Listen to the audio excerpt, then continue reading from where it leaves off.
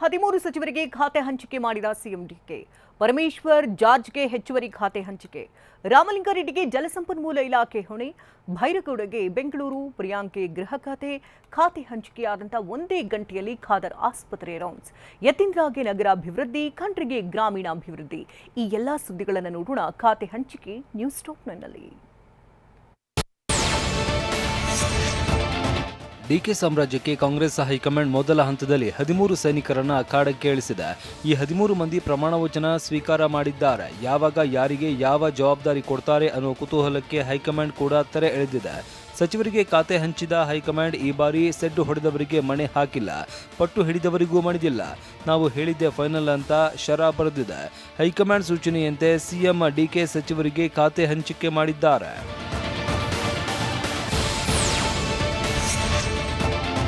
CM DK Shivakumar ಬಳಿ ಹಣಕಾಸು ಇಲಾಖೆ, ಡಿಪಿಎಆರ್ ಮತ್ತು ಇತರ ಎಲ್ಲಾ ಖಾತೆಗಳು ಇರಲಿವೆ. ಇನ್ನು ಡಿಸಿಎಂ ಡಾಕ್ಟರ್ ಜಿ ಪರಮೇಶ್ವರ್ಗೆ ಕಂದಾಯ ಇಲಾಖೆ ಹಾಗೂ ಕ್ರೀಡಾ ಹಾಗೂ ಯುವಜನ ಸಬಲೀಕರಣ ಇಲಾಖೆಗಳ ಹೊಣೆ ನೀಡಲಾಗಿದೆ. ಸಿದ್ದರಾಮಯ್ಯ ಸಂಪುಟದಲ್ಲಿ ಪರಮೇಶ್ವರ್ ಗೃಹ ಇಲಾಖೆ ನೋಡಿಕೊಂಡಿದ್ರು. ಹಾಗೆ ಹಿರಿಯ ಸಚಿವ ಕೆಎಚ್ ಮುನಿಯಪ್ಪ ಅವರಿಗೆ ಈ ಹಿಂದೆ ಇದ್ದಂತಹ ಆಹಾರ ಮತ್ತು ನಾಗರಿಕ ಸರಬರಾಜು ಇಲಾಖೆ ಜವಾಬ್ದಾರಿಯನ್ನೇ ನೀಡಲಾಗಿದೆ. ಕೆಜೆ ಜಾರ್ಜ್ ಸಿದ್ದರಾಮಯ್ಯ ಸರ್ಕಾರದಲ್ಲಿ ಇಂಧನ ಇಲಾಖೆ ಸಚಿವರಾಗಿದ್ದರು. ಡಿಕೆ ಸಂಪುಟದಲ್ಲಿ ಇಂಧನದ ಜೊತೆಗೆ ಹೆಚ್ಚುವರಿಯಾಗಿ ಪ್ರವಾಸೋದ್ಯಮ ಇಲಾಖೆ ಹೊಣೆ ನೀಡಲಾಗಿದೆ.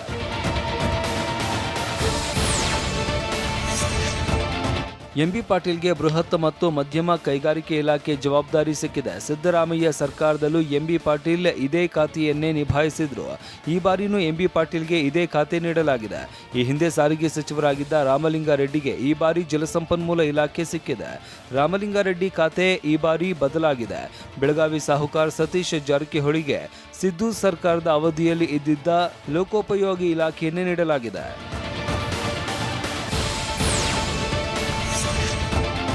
ಸಿದ್ದರಾಮಯ್ಯ ಸರ್ಕಾರದಲ್ಲಿ ಕಂದಾಯ ಸಚಿವರಾಗಿದ್ದ ಕೃಷ್ಣ ಭೈರೇಗೌಡಗೆ ಡಿಕೆ ಸಂಪುಟದಲ್ಲಿ ಮಹತ್ವದ ಬೆಂಗಳೂರು ನಗರಾಭಿವೃದ್ಧಿ ಖಾತೆ ನೀಡಲಾಗಿದೆ. ಹಾಗೆ ಈ ಹಿಂದೆ ಐಟಿ-ಬಿಟಿ ಸಚಿವರಾಗಿದ್ದ ಪ್ರಿಯಾಂಕ್ ಖರ್ಗೆಗೆ ಡಿಕೆ ಸಂಪುಟದಲ್ಲಿ ಹೋಮ್ ಮಿನಿಸ್ಟರ್ ಜೊತೆಗೆ ಐಟಿ-ಬಿಟಿಯನ್ನು ನೀಡಲಾಗಿದೆ.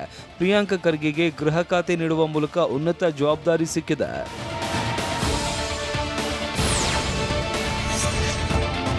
ಸ್ಪೀಕರ್ ಆಗಿದ್ದ ಮಂಗಳೂರು ಶಾಸಕ ಯುಟಿ ಖಾದರ್ ಡಿಕೆ ಸಂಪುಟದಲ್ಲಿ ಮಂತ್ರಿಯಾಗಿದ್ದಾರೆ. ಯುಟಿ ಖಾದರ್ಗೆ ಆರೋಗ್ಯ ಇಲಾಖೆ ಜವಾಬ್ದಾರಿ ನೀಡಲಾಗಿದೆ. ಖಾತೆ ಹಂಚಿಕೆ ಆದ ಒಂದೇ ಗಂಟೆಯಲ್ಲಿ ಯುಟಿ ಖಾದರ್ ಬೆಂಗಳೂರಿನ ಜಯನಗರದಲ್ಲಿ ಇರುವ ಸಾರ್ವಜನಿಕ ಆಸ್ಪತ್ರೆಗೆ ದಿಢೀರ್ ಅಂತ ಭೇಟಿ ನೀಡಿದ್ರು. ಆಸ್ಪತ್ರೆ ಸಿಬ್ಬಂದಿ ಬಗ್ಗೆ ಪರಿಶೀಲನೆ ಮಾಡಿ ಆಸ್ಪತ್ರೆಯಲ್ಲಿನ ಸ್ವಚ್ಛತೆ, ರೋಗಿಗಳಿಗೆ ಚಿಕಿತ್ಸೆ ವಿಧಾನ ವೀಕ್ಷಣೆ ಮಾಡಿದ್ರು. ಹಾಜರಾತಿಯಲ್ಲಿ ಗೈರಾಗಿರುವ ಸಿಬ್ಬಂದಿಗೆ ಆರೋಗ್ಯ ಸಚಿವ ಬಿಸಿ ಮುಟ್ಟಿಸಿದ್ರು.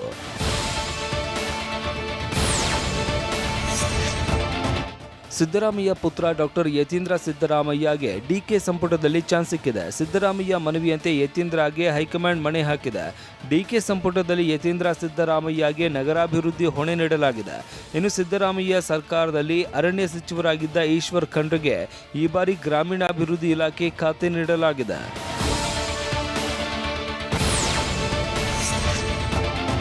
ಸಿಎಂ ಡಿಕೆ ಶಿವಕುಮಾರ್ ಸಾರಥ್ಯ ಸರ್ಕಾರದಲ್ಲಿ ಭೈರತಿ ಸುರೇಶ್ ಸಾರಿಗೆ ಇಲಾಖೆ ಸಾರಥಿಯಾಗಿದ್ದಾರೆ. ಸಿದ್ದರಾಮಯ್ಯ ಆಡಳಿತದಲ್ಲಿ ನಗರಾಭಿವೃದ್ಧಿ ನಿಭಾಯಿಸಿದ್ದ ಭೈರತಿ ಈ ಬಾರಿ ಸಾರಿಗೆ ಇಲಾಖೆಯ ಜವಾಬ್ದಾರಿ ಸಿಕ್ಕಿದೆ. ಇನ್ನು ಶರಣಪ್ರಕಾಶ್ ಪಾಟೀಲ್ ಅವರಿಗೆ ಈ ಹಿಂದೆ ಯಾವ ಖಾತೆ ಇತ್ತೋ ಅದೇ ಖಾತೆಯ ಜವಾಬ್ದಾರಿಯನ್ನು ನೀಡಲಾಗಿದೆ.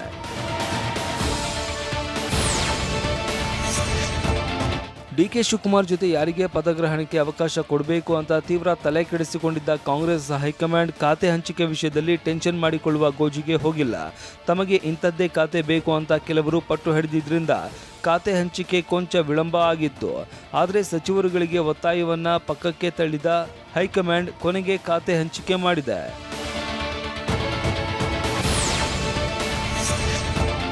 ಹೈಕಮಾಂಡ್ ಸೂಚನೆಯಂತೆ ಸಿಎಂ ಡಿಕೆ ಶಿವಕುಮಾರ್ ಸಚಿವರಿಗೆ ಖಾತೆ ಹಂಚಿಕೆ ಮಾಡಿದ್ದಾರೆ. ಪಟ್ಟಿ ಬಿಡುಗಡೆಯಾದ ಬಳಿಕ ಆ ಪಟ್ಟಿಯನ್ನು ಲೋಕಭವನಕ್ಕೆ ಕಳುಹಿಸಲಾಯಿತು.